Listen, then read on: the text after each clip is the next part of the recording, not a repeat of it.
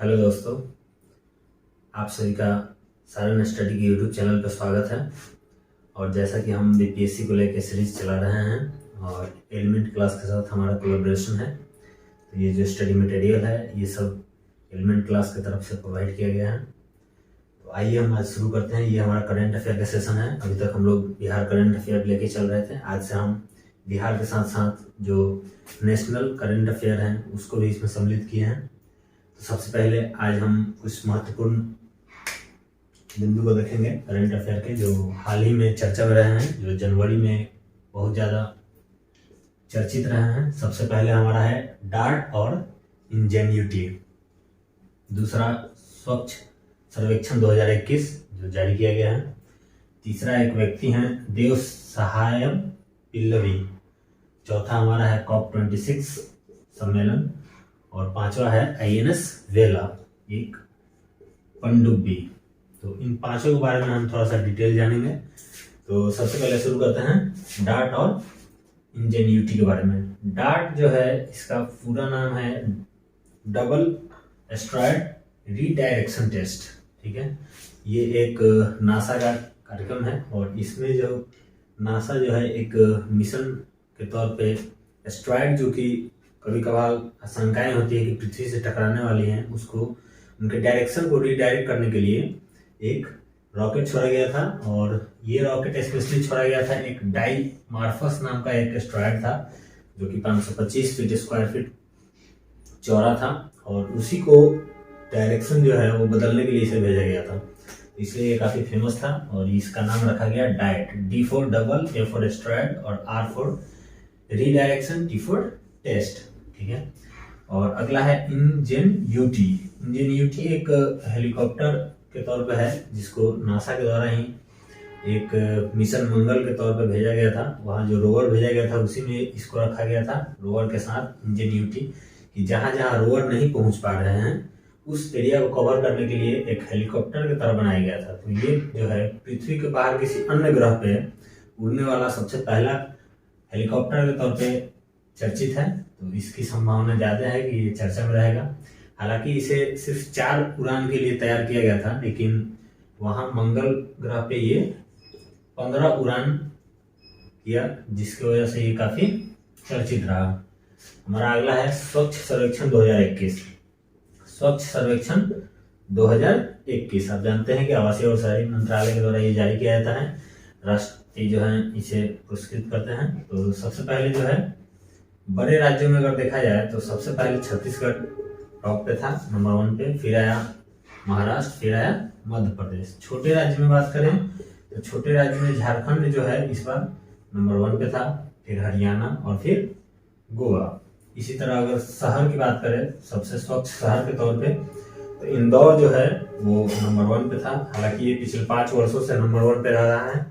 तो ये जो शहर है ये 10 लाख प्लस जनसंख्या के दृष्टिकोण से रखा गया है, यानी कि जितने भी शहर हैं जो कि 10 लाख से ज्यादा उनकी जनसंख्या है उसमें जो टॉप किया वो था इंदौर, फिर सूरत और फिर तीसरे नंबर पे था विजयवाड़ा।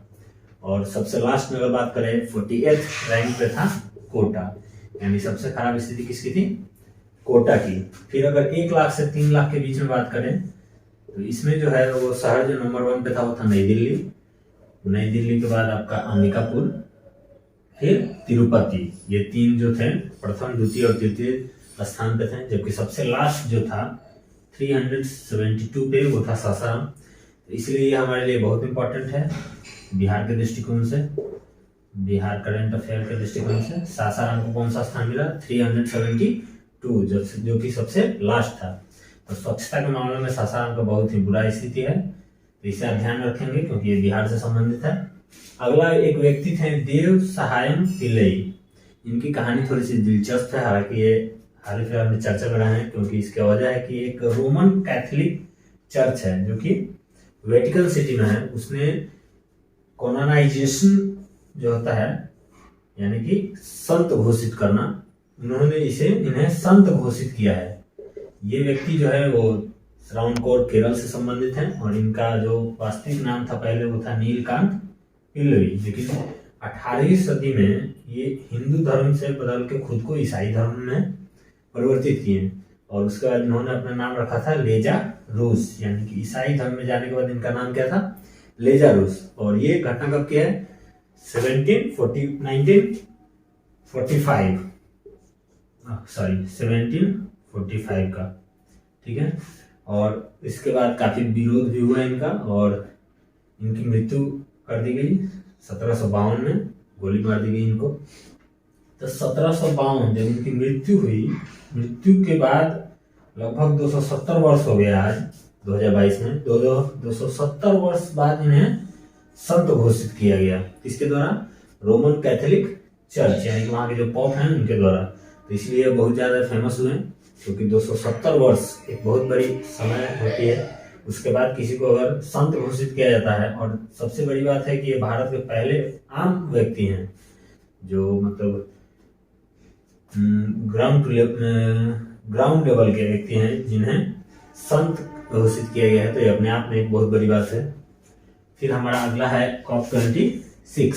COP26 में क्या है, ये हमारे माननीय प्रधानमंत्री श्री नरेंद्र मोदी जी जो है उसमें शामिल हुए थे, और उन्होंने 5 नेशनल स्टेटमेंट जारी किया वहाँ। तो ये बहुत ही ज़्यादा इम्पोर्टेंट है कि ये जो नेशनल स्टेटमेंट थे उसमें क्या क्या है। इसी से हालांकि क्वेश्चन ज़्यादा पूछे जाते हैं, और इसमें 5 इम्पोर्टेंट है, लेकिन सबसे ज़्यादा जो इम्पोर्टेंट है वो है नेट जीरो का लक्ष्य। ये बहुत ज़्यादा क्वेश्चन आने की संभावना है कि भारत के द्वारा नेट जीरो का जो लक्ष्य रखा गया है, यानी कि कार्बन न्यूट्रल का, वो 2070 रखा गया है। यानी कि हम 2070 में खुद को क्या करेंगे, नेट जीरो में ला देंगे। तो चलिए पांचों को हम देखते हैं, जो हमारा 5 नेशनल स्टेटमेंट उसमें जारी किया गया है COP26 में। पहला कि गैर जीवाश्म क्षमता जो है वो 2030 तक हम कितना कर देंगे, 500 गीगावाट, यानी ये क्षमता हम बढ़ा के कितना कर देंगे, 500 गीगावाट, अभी उससे कम है। अगला है कि हम अपना 50% जो ऊर्जा की पूर्ति है वो हम किसके माध्यम से करेंगे, नवीकरणीय ऊर्जा के माध्यम से करेंगे। कब तक, 2030 तक। यानी कि 2030 में हमारी स्थिति ऐसी होगी कि हम अपनी जितनी हमारी ऊर्जा की आवश्यकता है उस आवश्यकता को हम 50% नवीकरणीय ऊर्जा के माध्यम से पूरा करेंगे। अगला है कुल प्रोजेक्टेड कार्बन उत्सर्जन जो होता है हमारा, वो 2030 तक हम क्या करेंगे, 1 बिलियन टन हम कम करेंगे। ध्यान देंगे यहाँ पे, 1 बिलियन टन उसमें हम कमी लाएंगे। अगला है कार्बन इंटेंसिटी कितना करना है, 45% कमी लाना है। इसको भी याद रखना है कि कार्बन इंटेंसिटी जो है वो 45% कम करना है। और सबसे लास्ट, सबसे इंपॉर्टेंट, नेट जीरो का जो लक्ष्य है उसको कब तक पूरा करना है, 2070 तक। तो COP26 इस वजह से बहुत ज़्यादा इंपॉर्टेंट हुआ, और इसमें शामिल कौन हुए थे, तो हमारे मोदी जी प्रधानमंत्री। अगला है INS वेला को हाल ही फिलहाल में क्या किया गया है, नौसेना में शामिल किया गया है। तो ये भी बहुत ज़्यादा इंपॉर्टेंट है। तो इसका कुछ डिटेल जानते हैं। ये क्या था, स्कॉर्पियन श्रेणी का हमारा चौथा पनडुब्बी था, ठीक है। और इसमें अगर पिछला इतिहास इसका देखें तो फ्रांस की एक कंपनी है DCNS, उसके साथ इंडिया जो है एक समझौता किया था, जिसमें प्रौद्योगिकी जो है उसका हस्तांतरण समझौता हुआ था। और उसके बाद यहीं पे हम लोगों ने सोचा था कि इंडिया में ही हम अपने से खुद से इसे तैयार करेंगे। तो उसके लिए हमारी बात हुई थी 6 पनडुब्बी के लिए, ठीक है। तो इस 6 पनडुब्बी में INS वेला जो है ये चौथा है, 4th, ठीक है। ये तैयार कौन करता है, तो हमारे ही देश का एक कंपनी है MDL, जिसका नाम है मझगांव डाकशिप बिल्डर्स लिमिटेड। और ये जो है भारत सरकार की परियोजना 75 के तहत बना रही है। और इसमें जो 6 हैं उस 6 का नाम आपको याद रखना है। पहला है INS कलवरी, जिसको 2017 में नौसेना में शामिल किया गया था।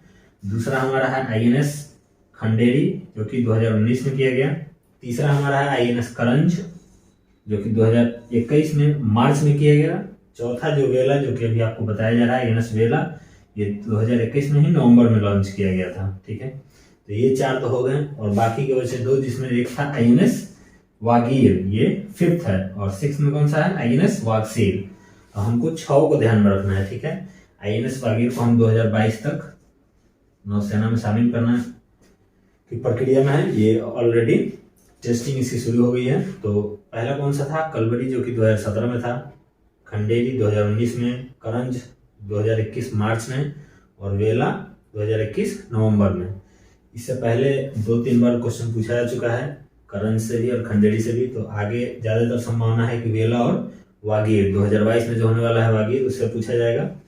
वागीर INS वागीर जो है, इसका जो है वो टेस्टिंग शुरू हो गया है। अब इसके बाद इसको शामिल किया जाएगा, जबकि INS वेला अभी नवंबर में ही इसको शामिल किया गया है। तो एक बार फिर से हम एक बार रिवाइज कर लेते हैं। हमारे पास 5 मुख्य पॉइंट है। पहला, डार्ट और इंजेन्यूटी, जो कि नासा के द्वारा लॉन्च किया गया है। ठीक है, नासा अमेरिका के द्वारा लॉन्च किया गया है। डार्ट में क्या था कि हमारा एक डाइमॉर्फस नाम का एक एस्ट्रॉयड था, वो पृथ्वी की तरफ आने की उसकी संभावनाएं थी। इसका जो 525 फीट चौड़ा ये था एस्ट्रॉयड, इसी को रीडायरेक्ट करने के लिए, यानी उसके डायरेक्शन में चेंजिंग करने के लिए हम लोगों ने डार्ट को शुरू किया था। ये एक रॉकेट भेजा गया था और इसका फुल फॉर्म आप याद रखेंगे, डबल एस्ट्रॉयड रीडायरेक्शन टेस्ट। ठीक है। अगला था इंजेन्यूटी। इंजेन्यूटी में क्या था कि ये एक हेलीकॉप्टर के जैसा है। नासा जो है अपना एक मिशन किया था, मिशन मंगल। तो उसमें क्या किया था कि उसके जो रोवर्स थे उसमें एक इंजेन्यूटी एक हेलीकॉप्टर का जैसा उसमें भेजा था, ताकि जहां जहां हमारा रोवर्स नहीं जा पाएगा वहां हम एक उड़ान भरेंगे और वहां के आसपास के एरिया को कवर करेंगे। तो हालांकि इसमें जो बनाया गया था ये सिर्फ 4 उड़ान के लिए बनाया गया था, लेकिन ये जो है वो 15 उड़ान वहां पे सफल उड़ान 15 उड़ान जो है पूरा किया। इसलिए ये बहुत ज्यादा चर्चा में रहा। ये पृथ्वी के बाहर किसी अन्य ग्रह पे ऐसा पहला हेलीकॉप्टर है जो कि उड़ान भरा, इसलिए इसे याद रखेंगे। अगला है स्वच्छ सर्वेक्षण। स्वच्छ सर्वेक्षण में हम जानते हैं कि इंदौर जो है वो हमेशा पिछले 5 बार से नंबर 1 पर पोजीशन पे है। और राज्य में बात करें तो बड़े राज्य में छत्तीसगढ़, छोटा में झारखंड। और सबसे खराब स्थिति था कोटा का 40th रैंक। ये 10 लाख प्लस में हम बता रहे हैं, जो जनसंख्या 10 लाख प्लस था। अगर 1 से 3 लाख की बात करें तो सबसे खराब स्थिति सासाराम का था, क्योंकि ये बिहार से रिलेटेड है इसलिए बहुत इंपॉर्टेंट है। 2 चीज याद रखेंगे, एक तो इसका रैंक सबसे लास्ट रैंक है 372, और दूसरा कि कितना तक में 1 से 3 लाख की जनसंख्या में, 10 प्लस जनसंख्या में इसको शामिल नहीं करेंगे। फिर था देव सहायम पिल्लई, इनको याद रखेंगे क्योंकि 270 वर्ष, किसी व्यक्ति के मृत्यु के 270 वर्ष बाद उसे इतनी बड़ी उपलब्धि दी गई। इसके द्वारा रोमन कैथोलिक चर्च के द्वारा घोषित किया गया, क्या संत घोषित किया गया। तो ये भी याद रखेंगे कि 270 वर्ष बाद। इनका वास्तविक नाम क्या था, नीलकंठ पिल्लई। और जब इन्होंने ईसाई धर्म आया तो इन्हें किस नाम से जाना गया, लेजा रूस के माध्यम से। ठीक है। फोर्थ में है कॉप 26। कॉप 26 में 5 स्टेटमेंट है जो कि हमारे प्रधानमंत्री नरेंद्र मोदी जी ने वहां जारी किया था। ये कहाँ हुआ था ये भी याद रखेंगे, ये हुआ था ग्लासगो में। कहाँ पे है, स्कॉटलैंड। ठीक है, इसे भी याद रखेंगे क्योंकि बहुत इंपॉर्टेंट है। 5 में कौन कौन सा है, तो एक तो कि हम अपना गैर जीवाश्म क्षमता जो है उसको बढ़ाएंगे 2030 तक। कितना करेंगे, 500 गीगावाट। 50% जो हमारा ऊर्जा की पूर्ति हमको चाहिए वो हम कहाँ से पूरा करेंगे, नवीकरणीय ऊर्जा से। कब तक, 2030 तक। ये प्रोजेक्टेड कार्बन उत्सर्जन है वो 2030 तक हम कितना कम करेंगे, 1 बिलियन टन हम कम करेंगे। अगला है कार्बन इंटेंसिटी, कितना कम करना है, 45% हमको कम करना है। और सबसे लास्ट सबसे इंपॉर्टेंट, नेट जीरो जो है वो क्या है, 2070 तक भारत अपना लक्ष्य रखा है पूरा करने के लिए। फिर INS वेला की बात करें तो 2 चीज याद रखेंगे। एक तो इस का नाम MDL जो कि मझगांव डाक्सी बिल्डर्स लिमिटेड है। कहाँ पे ये है, ये मुंबई में है। ठीक है, ये मुंबई में है। और ये समझौता बहुत पहले हुआ था, 2005 में हुआ था। ये जो फ्रांस के साथ समझौता हुआ था ये 2005 में हुआ था, वर्ष 2005 में। ठीक है, पनडुब्बी के लिए 6 पनडुब्बी के लिए समझौता क्या था, प्रौद्योगिकी हस्तांतरण समझौता। किसके साथ, इंडिया और फ्रांस। फ्रांस की कंपनी कौन सी थी, DCNS। ठीक है, तो 6 को तैयार करना था, तो इसमें से 6 का नाम आप याद रखेंगे। पहला नाम था क्या, INS कलवरी, 2017 में उसको नौसेना में शामिल किया गया। INS खंडेरी 2019 में किया गया। INS खरंज 2021 मार्च में किया गया। और INS वेला 4th जो कि यहाँ चर्चा में है, ये अभी नवंबर 2021 में किया गया। आगे 2 हमारे जो हैं वो कौन कौन से हैं, INS वागीर जो कि टेस्टिंग की प्रक्रिया में है और 2022 में ये भी नौसेना में शामिल हो जाएगी। और लास्ट है INS वाक्सेर, इस पे भी काम चल रही है। तो इस तरह आज हम 5 टॉपिक को कवर किए हैं और फिर आगे भी हम इसको 1 बाय 1 करते रहेंगे जो महत्वपूर्ण टॉपिक है। अगर आपको ये वीडियो पसंद आता है और अगर आपको इससे फायदा है तो हमारे चैनल को सब्सक्राइब कीजिए। यूट्यूब पे सालन स्टडी के नाम से है और एलिमेंट क्लास, और आपको फेसबुक पेज पे भी मिल जाएगा। उसमें आपको सारण स्टडी का फेसबुक है और उसका पेज है वो जो है बिहारी की तैयारी @एग्जाम पे आपको मिल जाएगा। तो सब्सक्राइब करें और फिर मिलते हैं बहुत जल्द। तब तक के लिए थैंक यू।